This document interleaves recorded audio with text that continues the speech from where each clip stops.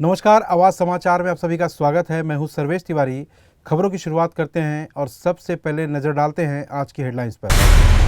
पहलगाम आतंकी हमले में अब तक 28 मौतें। दुनिया भर से आतंकवाद के खिलाफ उठी आवाज़।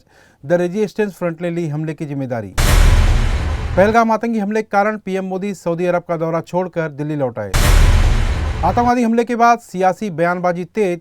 सांसद राहुल गांधी ने बताया इसे कायराना हमला। मुख्यमंत्री देवेंद्र फडणवीस ने आतंकी हमले की निंदा की। वहीं एकनाथ शिंदे ने कहा, हमारे जवान उन्हें बख्शेंगे नहीं। दिल्ली कैपिटल्स ने लखनऊ सुपर जॉयंट्स को 8 विकेट से हराया। आइए अब देखते हैं खबरें विस्तार से। जम्मू और कश्मीर के पहलगाम के बैसारन घाटी में हुए आतंकी हमले ने पूरे देश को झकझोर दिया है। इस हमले में अब तक 28 लोगों के मारे जाने की खबर है। इस हमले की जिम्मेदारी पाकिस्तान स्थित आतंकी संगठन लश्कर ए तैयबा के मुखौटे टीआरएफ यानी द रेजिस्टेंस फ्रंट ने ली है। इस बीच पूरी दुनिया ने इस कायराना हमले की निंदा की है। अमेरिकी राष्ट्रपति डोनाल्ड ट्रंप ने एक्स पर लिखा है कि आतंकवाद के खिलाफ भारत के साथ अमेरिका पूरी मजबूती से खड़ा है। हमारी संवेदनाएं आप सभी के साथ हैं। रूसी राष्ट्रपति व्लादिमीर पुतिन ने अपने शोक संदेश में कहा, पहलगाम में हुए आतंकवादी हमले पर कृपया संवेदना स्वीकार करें, जिसके शिकार विभिन्न देशों के नागरिक हैं। इटली की प्रधानमंत्री जॉर्जिया मेलोनी ने एक्स पर लिखा है कि इटली प्रभावित परिवारों, घायलों, सरकार और समस्त भारतीय जनता के साथ है। भारत में इजरायली राजदूत गिदोन सार ने एक्स पर लिखा, जम्मू कश्मीर के पहलगाम में पर्यटकों पर हुए जघन्य आतंकी हमले से हम बेहद दुखी हैं। हमारी संवेदनाएं पीड़ितों और उनके परिवारों के साथ हैं। आतंकवाद के खिलाफ लड़ाई में इजरायल भारत के साथ एकजुट है। ईरानी दूतावास ने एक्स पर लिखा है कि नई दिल्ली स्थित ईरानी गणतंत्र ईरान का दूतावास जम्मू कश्मीर के पहलगाम में हुए आतंकवादी हमले की कड़ी निंदा करता है, जिसके परिणामस्वरूप बड़ी संख्या में निर्दोष लोग मारे गए हैं और घायल हुए हैं। हम भारत सरकार और भारत की जनता विशेषकर इस हमले के पीड़ितों के परिवारों के प्रति अपनी हार्दिक संवेदना व्यक्त करते हैं। पहलगाम आतंकी हमले के कारण पीएम मोदी सऊदी अरब का दौरा छोड़कर दिल्ली लौट आए हैं। आतंकवादियों की कायराना हरकत पर आज हाई लेवल की मीटिंग की जानी है। दिल्ली के सीसीएस की बैठक में आज पीएम मोदी शामिल होंगे। कैबिनेट की सुरक्षा मामलों की अहम बैठक की जाएगी। वहीं जम्मू कश्मीर के पहलगाम में हुए आतंकी हमले के तुरंत बाद कल प्रधानमंत्री नरेंद्र मोदी ने अमित शाह से फ़ोन पर बातचीत की है। वहीं दूसरी ओर शाह ने आपात बैठक बुलाई, जिसमें आईबी के गृह सचिव और गृह मंत्रालय के दूसरे अधिकारी मौजूद रहे। जम्मू कश्मीर के पहलगाम में मंगलवार दोपहर हुए आतंकवादी हमले के बाद सियासी बयानबाजी तेज हो गई है। कांग्रेस सांसद राहुल गांधी ने इस कायराना हमले की तीखी निंदा करते हुए केंद्र सरकार से जवाबदेही की मांग की है। राहुल गांधी ने कहा है कि केंद्र सरकार को यह दिखाने से बाज आना चाहिए कि सब कुछ सामान्य है। अब समय यह है कि वह ठोस कदम उठाए ताकि ऐसे बर्बर हमला दोबारा ना हो और मासूम भारतीयों की जान न जाए। जम्मू कश्मीर के मशहूर पर्यटन स्थल पहलगाम में मंगलवार को आतंकियों ने पर्यटकों को अपना निशाना बनाया। इस हमले में अब तक 28 मौतें हुई हैं, जिनमें ज़्यादातर पर्यटक शामिल हैं। मृतकों में 2 विदेशी और 2 स्थानीय लोग भी बताए जा रहे हैं। हमले के तुरंत बाद पूरे जम्मू कश्मीर में हाई अलर्ट जारी कर दिया गया है।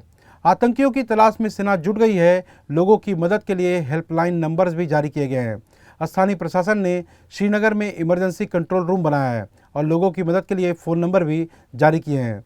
ये नंबर हैं 0194 2457 543 और दूसरा नंबर है 0194 2483 651 और मोबाइल नंबर है 700 6058 623 भी दिया गया है। जम्मू कश्मीर में हुए हमले के बाद पर्यटकों में डर का माहौल है। लोग डरे हुए हैं और जल्द से जल्द वहां से निकलना चाहते हैं। पर्यटकों में दहशत है, वे कहां फंस गए। लैंडस्लाइड के चलते रास्ते बंद हैं और वे वापस नहीं लौट सकते। वहीं पर्यटक एक पल भी कश्मीर में नहीं रुकना चाह रहे हैं, वे होटल खाली कर रहे हैं। वक्त हो चला एक छोटे से ब्रेक का। ब्रेक के बाद देखेंगे अगली खबर। महाराष्ट्र के मुख्यमंत्री देवेंद्र फडणवीस ने जम्मू कश्मीर में हुए आतंकी हमले पर प्रतिक्रिया देते हुए कहा कि हम इस हमले की कड़ी निंदा करते हैं। यह जम्मू कश्मीर की विकास यात्रा को रोकने की एक बड़ी कोशिश है, लेकिन न तो जम्मू कश्मीर रुकेगा और न ही भारत रुकेगा। सख्त से सख्त कार्रवाई की जाएगी। हमें जो सूची भेजी गई है उसमें 2 मृतकों के नाम महाराष्ट्र के हैं और घायल लोगों में भी कुछ महाराष्ट्र के लोग शामिल हैं। हम उनकी हर तरह से मदद करने की कोशिश करेंगे। जम्मू कश्मीर के पहलगाम में हुए हमले को लेकर महाराष्ट्र के उप मुख्यमंत्री एकनाथ शिंदे ने कहा है कि यह बहुत दुर्भाग्यपूर्ण घटना है। यह आतंकी हमला पाकिस्तान की एक बड़ी साजिश है। यह देशवासियों पर बड़ा हमला है।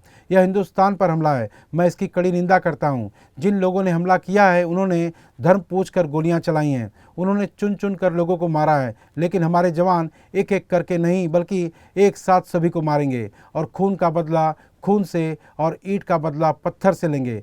उन्हें इसका खामियाजा भुगतना पड़ेगा। बेल्जियम की एक अदालत ने मंगलवार को भगोड़े हीरा व्यापारी मेहुल चोकसी की जमानत याचिका को खारिज कर दी है। चोकसी 13,000 करोड़ रुपए के पंजाब नेशनल बैंक धोखाधड़ी मामले में मुख्य आरोपी है।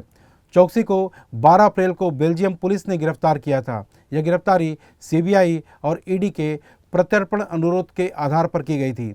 चोकसी के वकील विजय अग्रवाल ने कहा कि अदालत की सुनवाई के दौरान उनके मुवक्किल की जमानत याचिका को खारिज कर दिया गया है। महाराष्ट्र के स्कूली शिक्षा मंत्री दादा भुसे ने मंगलवार को कहा कि राज्य सरकार ने मराठी और अंग्रेजी माध्यम के स्कूलों में कक्षा 1 से 5 तक के छात्रों के लिए हिंदी को तीसरी भाषा के रूप में अनिवार्य बनाने के अपने आदेश पर रोक लगा दी है। उन्होंने कहा कि इस मामले में एक नया सरकारी आदेश जल्द ही जारी किया जाएगा। यह कदम महाराष्ट्र सरकार की भाषा परामर्श समिति द्वारा मुख्यमंत्री देवेंद्र फडणवीस से निर्णय को वापस लेने का आग्रह करने के कुछ दिनों बाद उठाया गया है। दिल्ली कैपिटल्स ने केएल राहुल और अभिषेक पोरेल के अर्धशतकों से लखनऊ सुपर जॉयंट्स को 8 विकेट से हराया। लखनऊ ने इकाना स्टेडियम पर खेले गए मुकाबले में एडन मार्करम के अर्धशतक के दम पर 20 ओवर में 6 विकेट पर 159 रन बनाए, जबकि दिल्ली ने 17 ओवर 5 गेंदों में 2 विकेट पर 161 रन बनाकर मैच जीत लिया। दिल्ली की 8 मैच में यह छठी जीत है। यह 5वीं बार है जब किसी सीजन दिल्ली ने शुरुआती 8 से 6 मुकाबले जीते हैं।